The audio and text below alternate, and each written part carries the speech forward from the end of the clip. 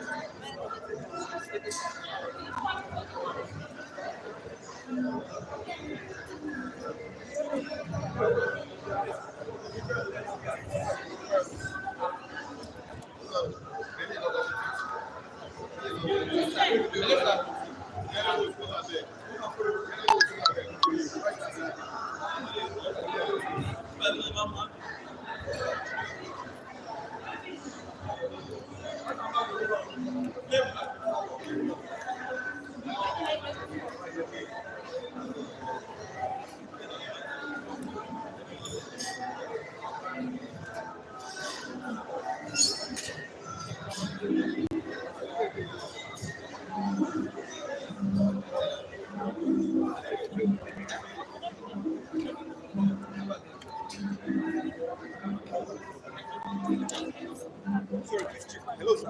Can I get a second? Second.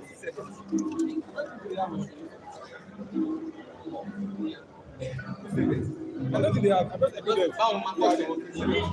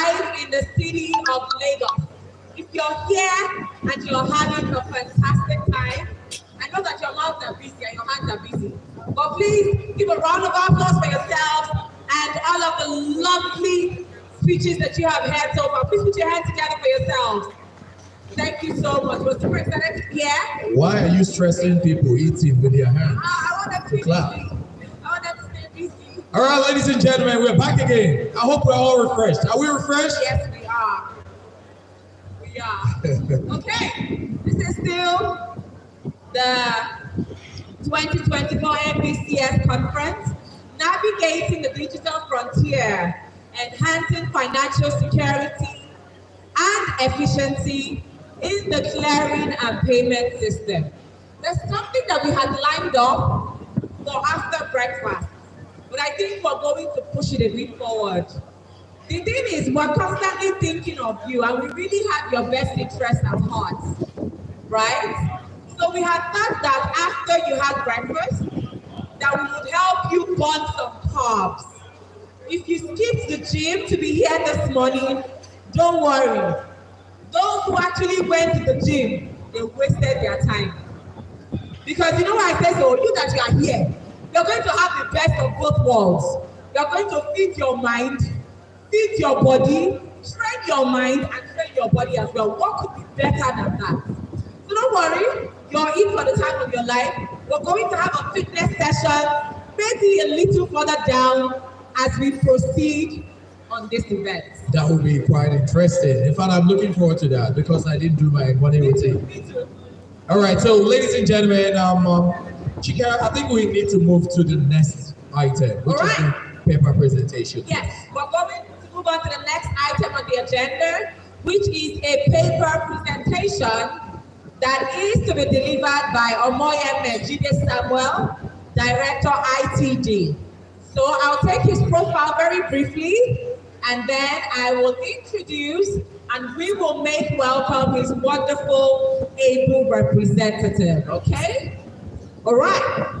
Omoyeme Jide Samuel, the Acting Director of the Information Technology Department at the Central Bank of Nigeria, brings over 3 decades of transformational leadership in digital innovation.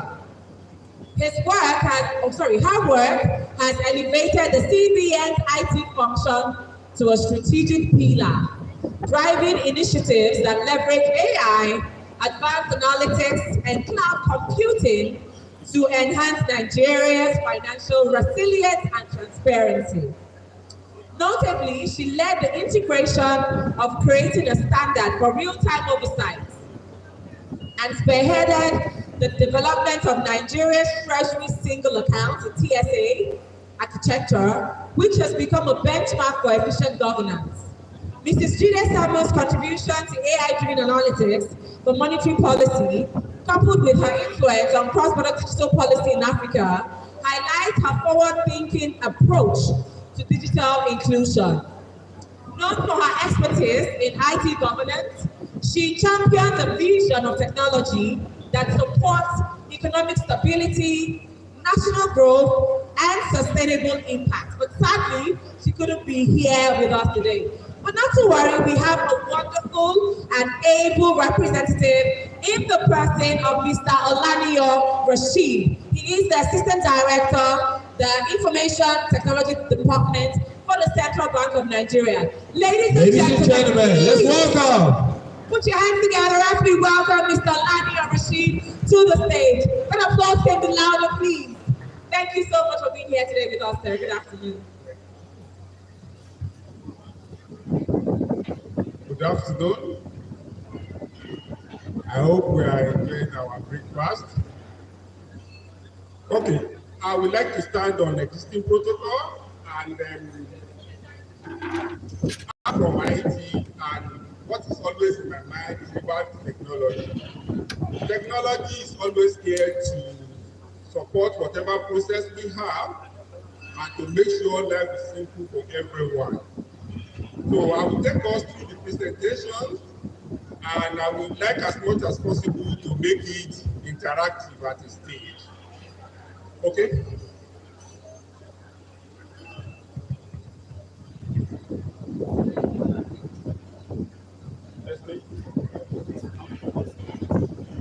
Next page, please.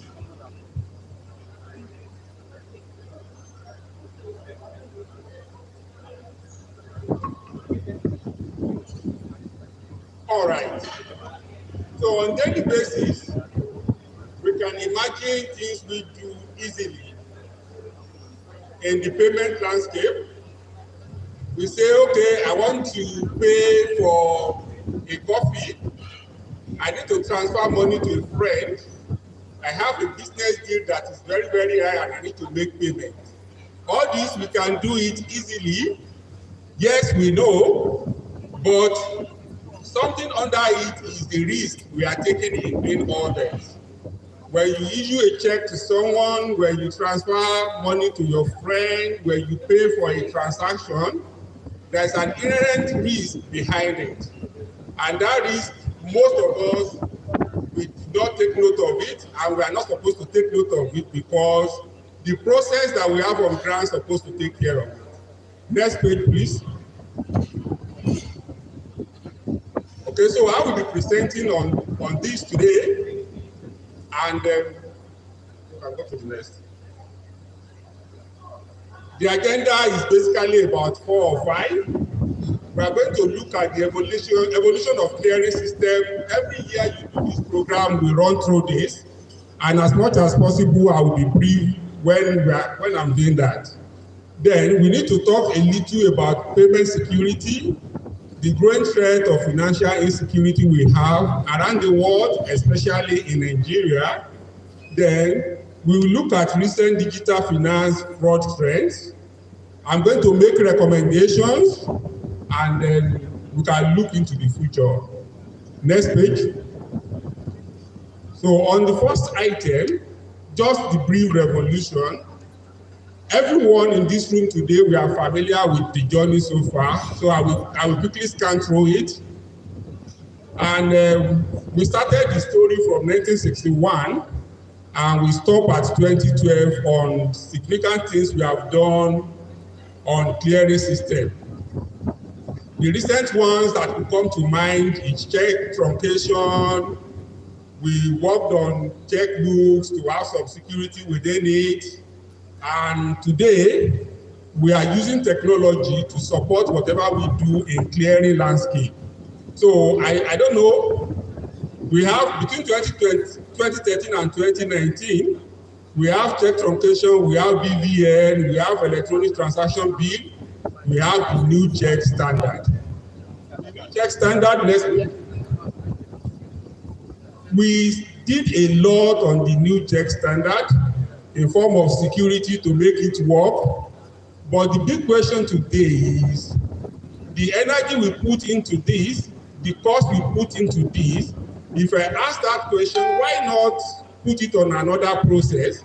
Because as far as we are concerned, I have a question for us. Next page. What is the value and the volume of things that are done with check today? In this room, next page. In this room, if I may ask, how many of us have used check in the last 1 month? If you have used check in the last 1 month, raise up your hand. Okay, so given the population, I could see 2 hands up, and the population here may be about 100.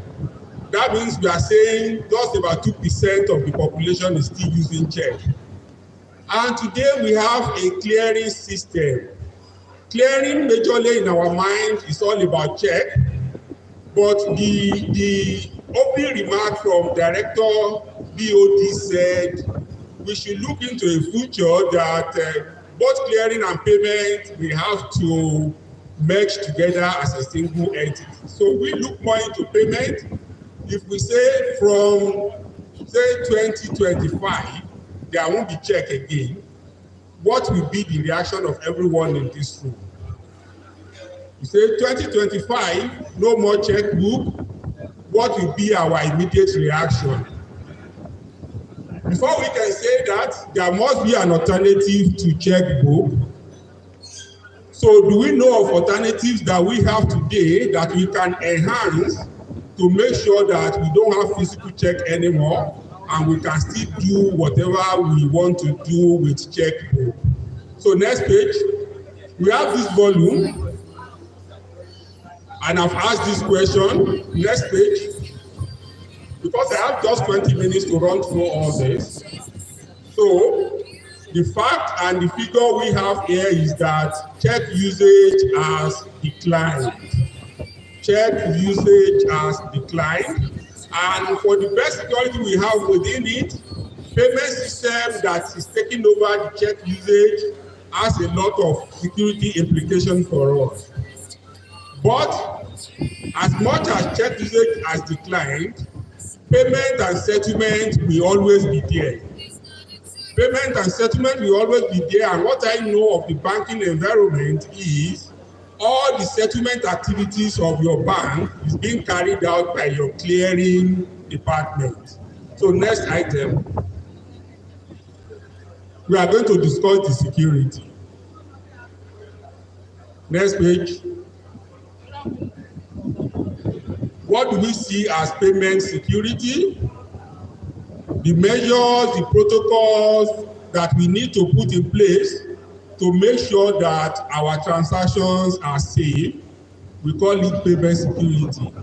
But why will it be important? It's going to be important because fraud activity is another business on its own.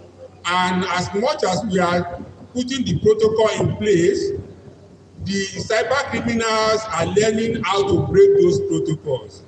We have the second presenter made mention of insider threats. We have facts and figures that can show what has happened within the bank in the few period, let's say 2024 and 2023, for example. So security issues is always coming with payment system. As we mature into the technology we use, the criminals are getting matured also. And in everything, we always divide anything we want to do, especially in the banking environment, in the technology environment, we always divide them into three. We talk of the people, we talk of the process, and we talk of the technology. In Nigeria today, I don't think technology is our problem. We have core banking solutions that are good. We are improving on our network. Interbank settlement is going on very well. NIPS is doing good work. In NIP, we have other payment platforms that are coming up that are doing good. FinTech is also here with us, and we are doing great compared to other nations around the world. So technology is not our problem. We have people that understand their onion, they know their job, and they can set things right. So the people is not our problem. So I think if we have increase in security issues in the country, then maybe it's time for us to look at the process. Maybe this is the time for us to start looking at the process and see what we need to do about it to make life simple. I will bring up a use case before I end this discussion. Next page. So we are saying that the amount of fraud that we have recorded between 2019 and 2023 has increased by 496%.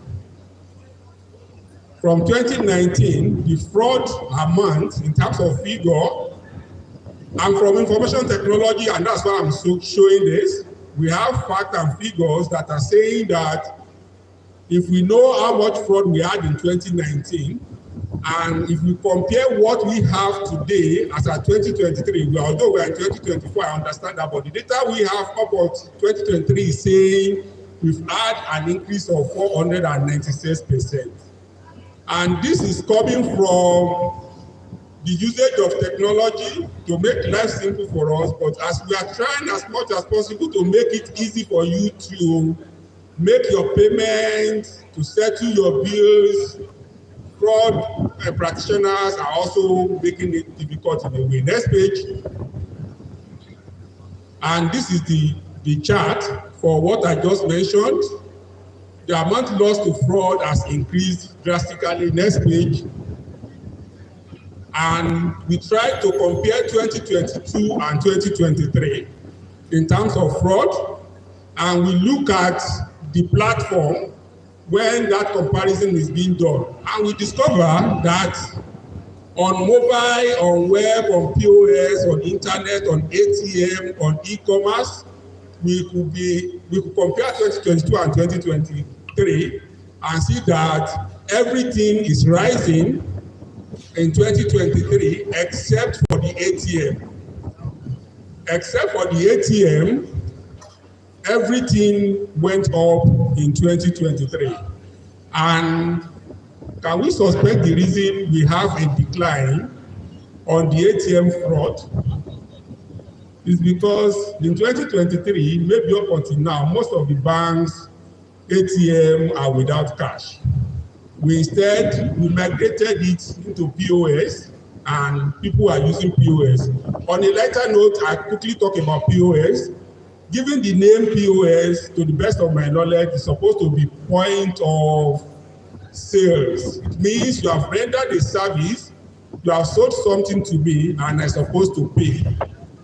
It's only in Nigeria, I don't know of any other country that we turn it to automated cash machine. Okay, so it's only here that you use POS to collect cash. Because no service is rendered, nothing is sold. It's like you are selling cash to me and I'm paying to you. Okay, we also need to look at that. Next. So by channel, the most money lost are from POS and web. We are not losing money from ATM anymore because there's no money there. Next page. This is timing, and we got this from NIPS. We got this from NIPS, and he's talking purely about what area is our fraud coming from. Electronics fraud, clearing fraud, any fraud you talk about today in Nigeria is coming from what we call social engineering. I don't know if there's anyone here that doesn't understand what social engineering is all about. If we don't, it must have happened to us or a family member we know. You can receive a message from your WhatsApp environment, social media, and a family member asking you to quickly help in transferring certain amount of money. By money tomorrow is going to repay you and things like that. That's social engineering. A lot of loss we had in terms of fraud is coming from that environment. Next page. So this is still talking about the social engineering. Next page, because of time. And this is the final figure we have. Hello? Hello? So this is the final figure we have. We are saying the electronic payment in 2023 is the value we have is 60 trillion in 2023, and we had fraud of 18 billion within that 60 trillion. We can calculate what percentage of it is coming from fraud environment. Next page. So, I don't know if this is clear. I wouldn't want to dwell much on it. In March 2023, in October 2023, in February 2023, again another one in October 2023 and November 2023. These are big incidents in terms of fraud that we recorded in Nigeria. And it's about insider threats, fraudsters, engineering, all combined. We have all these impacts in our banking environment and as a result of fraud. And this is just a signal to let us know that we need to do something about it. We need to do something about it. Technology, we are good. People, we have good. Our process, we need to look at it. We need to see what we can do much more better. Next page.